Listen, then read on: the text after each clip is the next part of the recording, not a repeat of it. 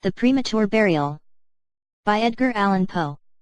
1850. There are certain themes of which the interest is all-absorbing, but which are too entirely horrible for the purposes of legitimate fiction. These the mere romanticist must eschew, if he do not wish to offend or to disgust. They are with propriety handled only when the severity and majesty of truth sanctify and sustain them.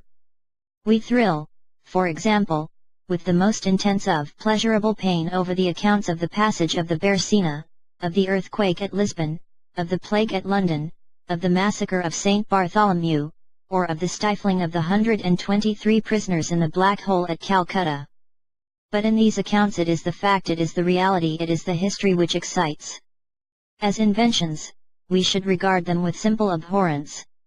I have mentioned some few of the more prominent and august calamities on record, but in these it is the extent, not less than the character of the calamity, which so vividly impresses the fancy. I need not remind the reader that, from the long and weird catalogue of human miseries, I might have selected many individual instances more replete with essential suffering than any of these vast generalities of disaster. The true wretchedness, indeed the ultimate woe, is particular, not diffuse. That the ghastly extremes of agony are endured by man the unit, and never by man the mass, for this let us thank a merciful God. To be buried while alive is, beyond question, the most terrific of these extremes which has ever fallen to the lot of mere mortality. That it has frequently, very frequently, so fallen will scarcely be denied by those who think. The boundaries which divide life from death are at best shadowy and vague. Who shall say where the one ends, and where the other begins? We know that there are diseases in which occur total cessations of all the apparent functions of vitality, and yet in which these cessations are merely suspensions, properly so called. They are only temporary pauses in the incomprehensible mechanism. A certain period elapses, and some unseen mysterious principle again sets in motion the magic pinions and the wizard wheels. The silver cord was not forever loosed, nor the golden bowl irreparably broken. But where, meantime, was the soul? Apart, however, from the inevitable conclusion, a priori that such causes must produce such effects, that the well-known occurrence of such cases of suspended animation must naturally give rise, now and then, to premature interments. Apart from this consideration, we have the direct testimony of medical and ordinary experience to prove that a vast number of such interments have actually taken place. I might refer at once, if necessary, to 100 well-authenticated instances. One of very remarkable character, and of which the circumstances may be fresh in the memory of some of my readers, occurred, not very long ago, in the neighboring city of Baltimore, where it occasioned a painful, intense, and widely extended excitement. The wife of one of the most respectable citizens, a lawyer of eminence and a member of Congress, was seized with a sudden and unaccountable illness, which completely baffled the skill of her physicians. After much suffering she died, or was supposed to die. No one suspected, indeed, or had reason to suspect, that she was not actually dead. She presented all the ordinary appearances of death. The face assumed the usual pinched and sunken outline. The lips were of the usual marble pallor. The eyes were lusterless. There was no warmth. Pulsation had ceased. For 3 days the body was preserved unburied, during which it had acquired a stony rigidity. The funeral, in short, was hastened, on account of the rapid advance of what was supposed to be decomposition. The lady was deposited in her family vault, which, for 3 subsequent years, was undisturbed. At the expiration of this term it was opened for the reception of a sarcophagus, but, alas! How fearful a shock awaited the husband, who, personally, threw open the door. As its portals swung outwardly back, some white-apparelled object fell rattling within his arms. It was the skeleton of his wife in her yet unmolded shroud. A careful investigation rendered it evident that she had revived within 2 days after her entombment, that her struggles within the coffin had caused it to fall from a ledge, or shelf, to the floor, where it was so broken as to permit her escape. A lamp which had been accidentally left, full of oil, within the tomb, was found empty. It might have been exhausted, however, by evaporation. On the uttermost of the steps which led down into the dread chamber was a large fragment of the coffin, with which, it seemed, that she had endeavored to arrest attention by striking the iron door. While thus occupied, she probably swooned, or possibly died, through sheer terror, and, in failing, her shroud became entangled in some iron work which projected interiorly. Thus she remained, and thus she rotted, erect. In the year 1810, a case of living inhumation happened in France, attended with circumstances which go far to warrant the assertion that truth is, indeed, stranger than fiction. The heroine of the story was a Mademoiselle Victorine La Fourcade, a young girl of illustrious family, of wealth, and of great personal beauty. Among her numerous suitors was Julien Bossuet, a poor litterateur, or journalist of Paris. His talents and general amiability had recommended him to the notice of the heiress, by whom he seems to have been truly beloved, but her pride of birth decided her, finally, to reject him, and to wed a Monsieur Renely, a banker and a diplomatist of some eminence. After marriage, however, this gentleman neglected, and, perhaps, even more positively ill-treated her. Having passed with him some wretched years, she died. At least her condition so closely resembled death as to deceive everyone who saw her. She was buried not in a vault, but in an ordinary grave in the village of her nativity. Filled with despair, and still inflamed by the memory of a profound attachment, the lover journeys from the capital to the remote province in which the village lies, with the romantic purpose of disinterring the corpse, and possessing himself of its luxuriant tresses. He reaches the grave. At midnight he unearths the coffin, opens it, and is in the act of detaching the hair, when he is arrested by the unclosing of the beloved eyes. In fact, the lady had been buried alive. Vitality had not altogether departed, and she was aroused by the caresses of her lover from the lethargy which had been mistaken for death. He bore her frantically to his lodgings in the village. He employed certain powerful restoratives suggested by no little medical learning. In fine, she revived. She recognized her preserver. She remained with him until, by slow degrees, she fully recovered her original health. Her woman's heart was not adamant, and this last lesson of love sufficed to soften it. She bestowed it upon Bossuet. She returned no more to her husband, but, concealing from him her resurrection, fled with her lover to America. 20 years afterward, the two returned to France, in the persuasion that time had so greatly altered the lady's appearance that her friends would be unable to recognize her. They were mistaken, however, for, at the first meeting, Monsieur Renely did actually recognize and make claim to his wife. This claim she resisted, and a judicial tribunal sustained her in her resistance, deciding that the peculiar circumstances, with the long lapse of years, had extinguished, not only equitably, but legally, the authority of the husband. The Chirurgical Journal of Leipzig, a periodical of high authority and merit, which some American bookseller would do well to translate and republish, records in a late number a very distressing event of the character in question. An officer of artillery, a man of gigantic stature and of robust health, being thrown from an unmanageable horse, received a very severe contusion upon the head, which rendered him insensible at once. The skull was slightly fractured, but no immediate danger was apprehended. Trepanning was accomplished successfully. He was bled, and many other of the ordinary means of relief were adopted. Gradually, however, he fell into a more and more hopeless state of stupor, and, finally, it was thought that he died. The weather was warm, and he was buried with indecent haste in one of the public cemeteries. His funeral took place on Thursday. On the Sunday following, the grounds of the cemetery were, as usual, much thronged with visitors, and about noon an intense excitement was created by the declaration of a peasant that, while sitting upon the grave of the officer, he had distinctly felt a commotion of the earth, as if occasioned by someone struggling beneath.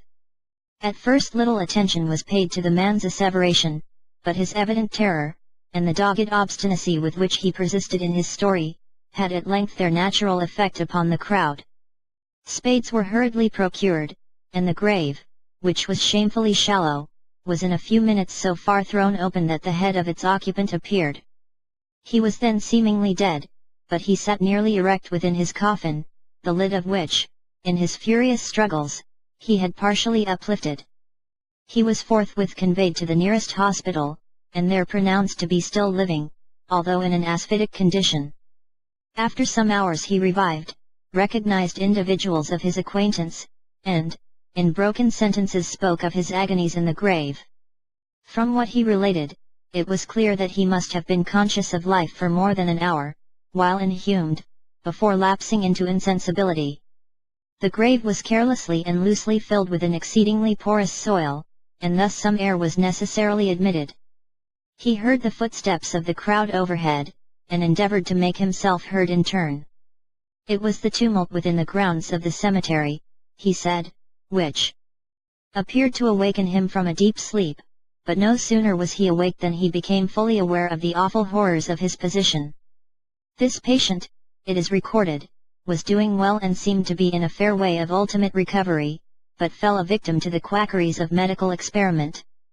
The galvanic battery was applied, and he suddenly expired in one of those ecstatic paroxysms which, occasionally, it superinduces.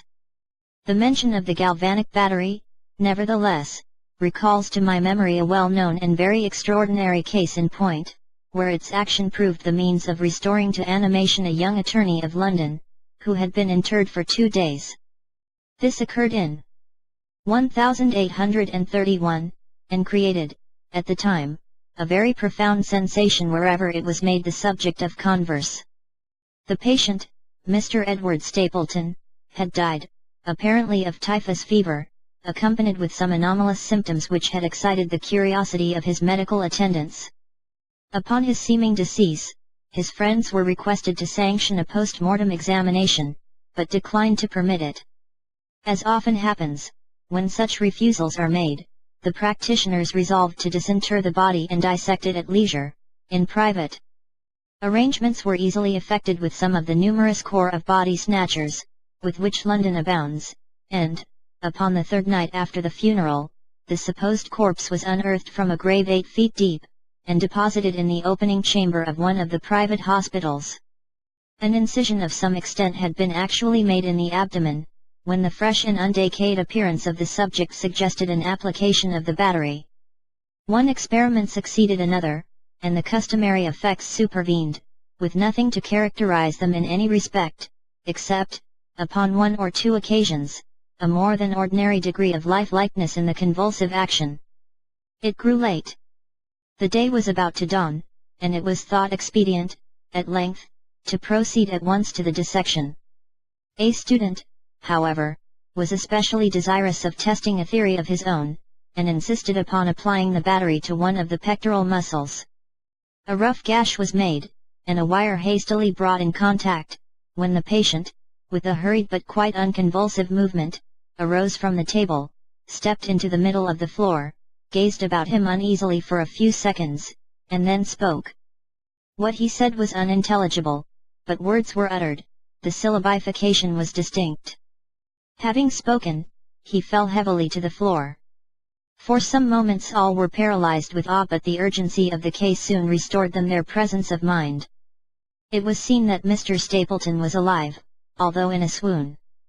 Upon exhibition of ether he revived and was rapidly restored to health, and to the society of his friends, from whom, however, all knowledge of his resuscitation was withheld, until a relapse was no longer to be apprehended.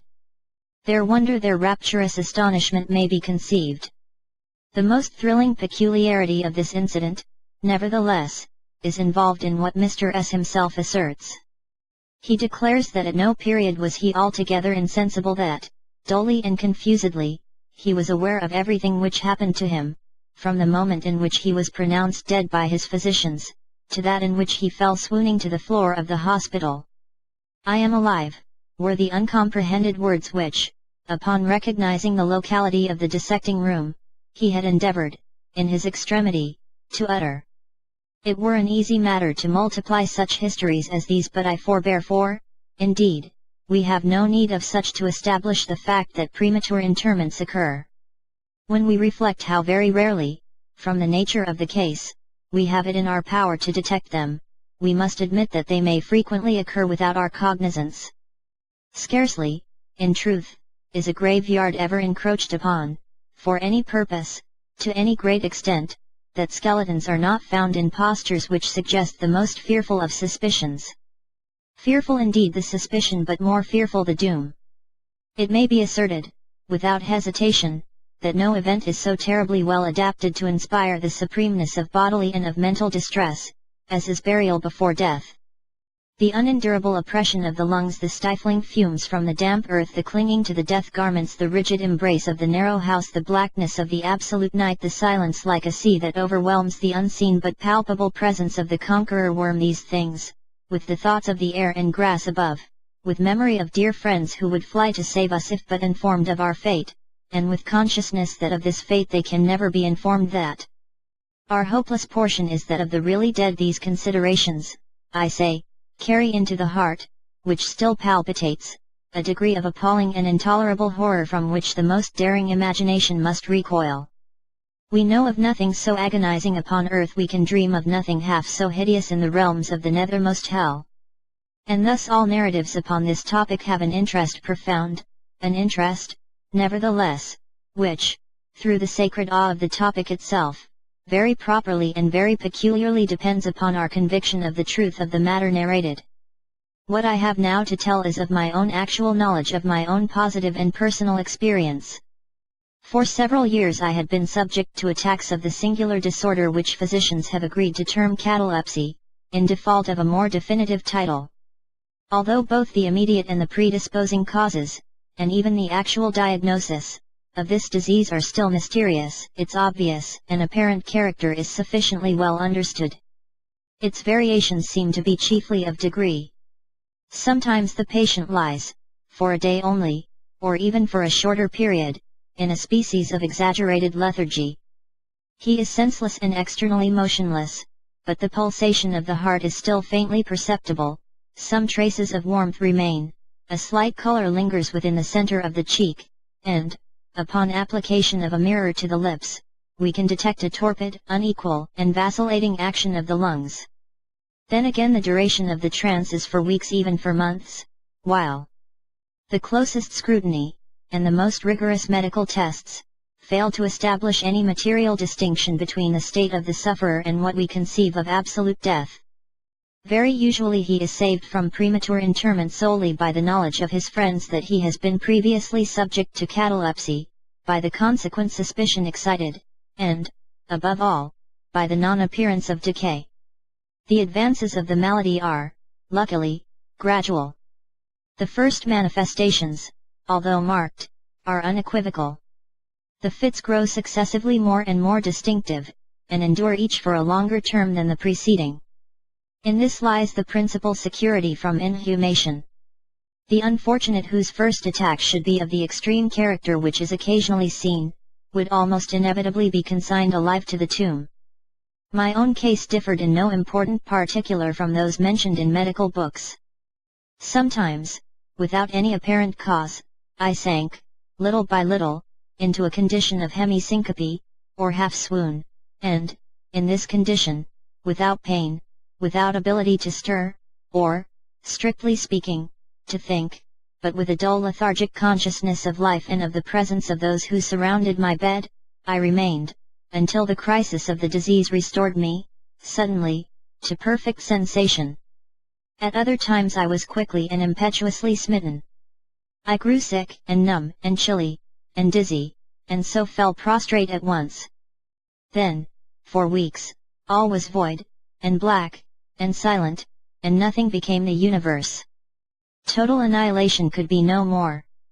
From these latter attacks I awoke, however, with the gradation slow in proportion to the suddenness of the seizure. Just as the day dawns to the friendless and houseless beggar who roams the streets throughout the long desolate winter night, just so tardily, just so wearily, just so cheerily came back the light of the soul to me. Apart from the tendency to trance, however, my general health appeared to be good, nor could I perceive that it was at all affected by the one prevalent malady, unless, indeed, an idiosyncrasy in my ordinary sleep may be looked upon as superinduced. Upon awaking from slumber, I could never gain, at once, thorough possession of my senses, and always remained, for many minutes, in much bewilderment and perplexity, the mental faculties in general, but the memory in especial, being in a condition of absolute abeyance. In all that I endured there was no physical suffering but of moral distress and infinitude. My fancy grew charnel, I talked of worms, of tombs, and epitaphs. I was lost in reveries of death, and the idea of premature burial held continual possession of my brain. The ghastly danger to which I was subjected haunted me day and night. In the former, the torture of meditation was excessive; in the latter, supreme. When the grim darkness overspread the earth, then, with every horror of thought, I shook as the quivering plumes upon the hearse. When nature could endure wakefulness no longer, it was with a struggle that I consented to sleep, for I shuddered to reflect that, upon awaking, I might find myself the tenant of a grave. And when, finally, I sank into slumber, it was only to rush at once into a world of phantasms, above which, with vast, sable, overshadowing wing, hovered, predominant, the one sepulchral idea. From the innumerable images of gloom which thus oppressed me in dreams, I select for record but a solitary vision. Methought I was immersed in a cataleptic trance of more than usual duration and profundity. Suddenly there came an icy hand upon my forehead, and an impatient, gibbering voice whispered the word "arise," within my ear. I sat erect. The darkness was total. I could not see the figure of him who had aroused me. I could call to mind neither the period at which I had fallen into the trance, nor the locality in which I then lay. While I remained motionless, and busied in endeavors to collect my thought, the cold hand grasped me fiercely by the wrist, shaking it petulantly, while the gibbering voice said again, "Arise! Did I not bid thee arise?" "And who," I demanded, "art thou?"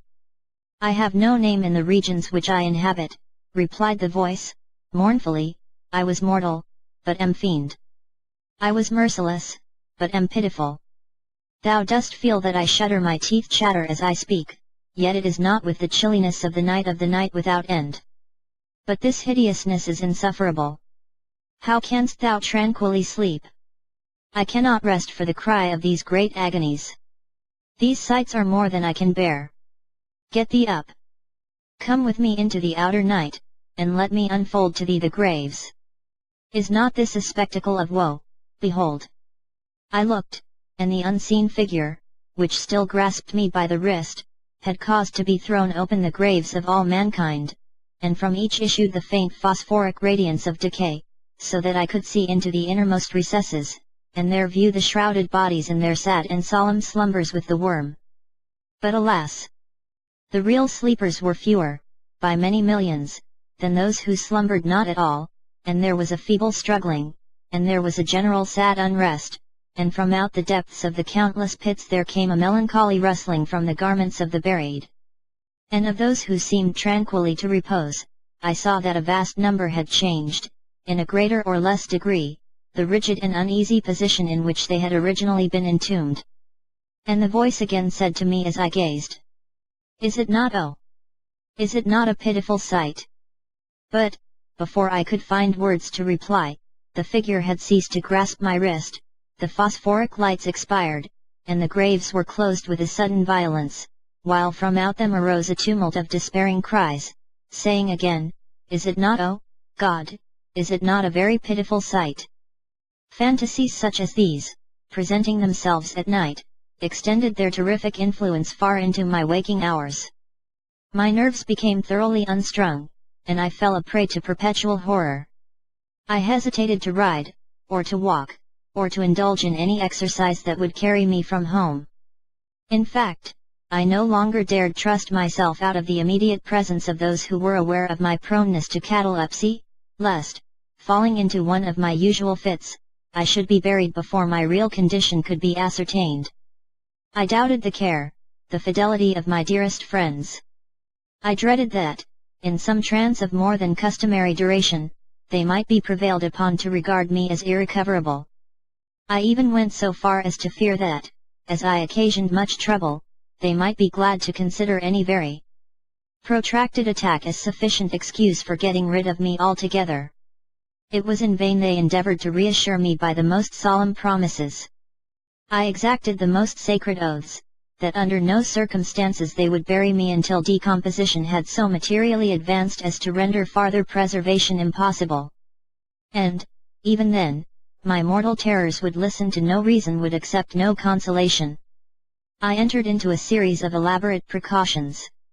Among other things, I had the family vault so remodeled as to admit of being readily opened from within. The slightest pressure upon a long lever that extended far into the tomb would cause the iron portal to fly back. There were arrangements also for the free admission of air and light, and convenient receptacles for food and water, within immediate reach of the coffin intended for my reception. This coffin was warmly and softly padded, and was provided with a lid, fashioned upon the principle of the vault door, with the addition of springs so contrived that the feeblest movement of the body would be sufficient to set it at liberty. Besides all this, there was suspended from the roof of the tomb, a large bell, the rope of which, it was designed, should extend through a hole in the coffin, and so be fastened to one of the hands of the corpse. But, alas! What avails the vigilance against the destiny of man? Not even these well-contrived securities suffice to save from the uttermost agonies of living inhumation, a wretch to these agonies foredoomed. There arrived an epoch as often before there had arrived in which I found myself emerging from total unconsciousness into the first feeble and indefinite sense of existence. Slowly with a tortoise gradation approached the faint grey dawn of the cycle day. A torpid uneasiness. An apathetic endurance of dull pain. No care, no hope, no effort. Then, after a long interval, a ringing in the ears, then, after a lapse still longer, a prickling or tingling sensation in the extremities, then a seemingly eternal period of pleasurable quiescence, during which the awakening feelings are struggling into thought, then a brief resinking into nonentity, then a sudden recovery.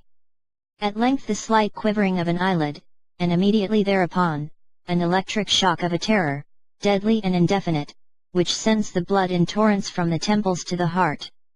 And now the first positive effort to think. And now the first endeavor to remember.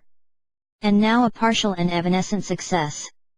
And now the memory has so far regained its dominion, that, in some measure, I am cognizant of my state. I feel that I am not awaking from ordinary sleep. I recollect that I have been subject to catalepsy. And now, at last, as if by the rush of an ocean, my shuddering spirit is overwhelmed by the one grim danger, by the one spectral and ever-prevalent idea. For some minutes after this fancy possessed me, I remained without motion. And why? I could not summon courage to move. I dared not make the effort which was to satisfy me of my fate, and yet there was something at my heart which whispered me it was sure. Despair such as no other species of wretchedness ever calls into being, despair alone urged me, after long irresolution, to uplift the heavy lids of my eyes. I uplifted them. It was dark, all dark. I knew that the fit was over. I knew that the crisis of my disorder had long passed. I knew that I had now fully recovered the use of my visual faculties, and yet it was dark, all dark, the intense and utter raylessness of the night that endureth for evermore. I endeavoured to shriek, and my lips and my parched tongue moved convulsively together in the attempt, but no voice issued from the cavernous lungs, which, oppressed as if by the weight of some incumbent mountain, gasped and palpitated, with the heart, at every elaborate and struggling inspiration. The movement of the jaws, in this effort to cry aloud, showed me that they were bound up, as is usual with the dead. I felt, too, that I lay upon some hard substance, and by something similar my sides were, also, closely compressed. So far, I had not ventured to stir any of my limbs, but now I violently threw up my arms, which had been lying at length, with the wrists crossed. They struck a solid wooden substance, which extended above my person at an elevation of not more than 6 inches from my face. I could no longer doubt that I reposed within a coffin at last. And now, amid all my infinite miseries, came sweetly the cherub hope, for I thought of my precautions. I writhed, and made spasmodic exertions to force open the lid. It would not move. I felt my wrists for the bell rope, it was not to be found. And now the comforter fled forever, and a still sterner despair reigned triumphant, for I could not help perceiving the absence of the paddings which I had so carefully prepared, and then, too, there came suddenly to my nostrils the strong peculiar odor of moist earth. The conclusion was irresistible. I was not within the vault.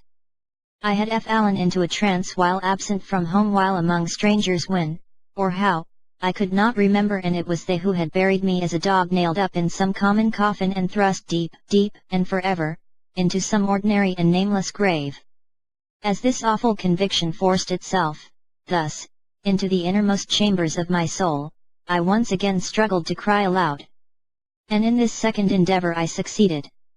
A long, wild, and continuous shriek, or yell of agony, resounded through the realms of the subterranean night. "Hello!